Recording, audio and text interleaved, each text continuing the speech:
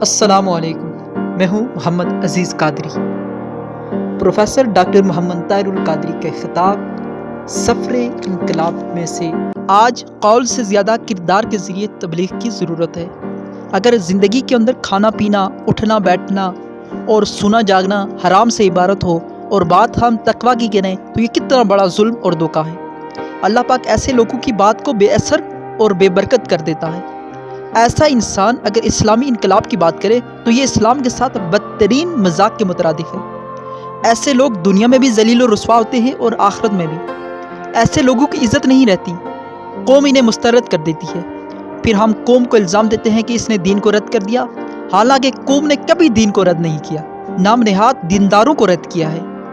یہ لوگ دیندار نہیں ہوتے بلکہ دین کا لبادہ اوڑھ کر چلتے ہیں اور سمجھتے ہیں کہ شاید قوم بے وقوف ہے۔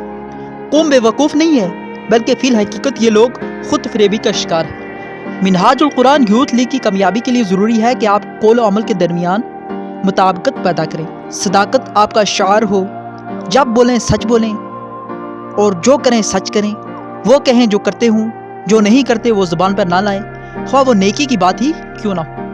تبلیغ میں وہ بات نہ کہیں جس پر خود عمل نہ کرتے ہوں، وہی کہیں جس پر خود عمل کرتے ہوں، تاکہ آپ کے ساتھی جب آپ کے سیرت و کردار کو دیکھیں تو اس میں انہیں وحدت و یک رنگی نظر آئی اور یہ بات اچھی طرح ذہن میں بٹھا لیں کہ آپ کا سیرت و کردار ہی سب سے بڑا مبلغ ہے، اسی طرح آپ کا عمل ہی سب سے بڑی تبلیغ ہے۔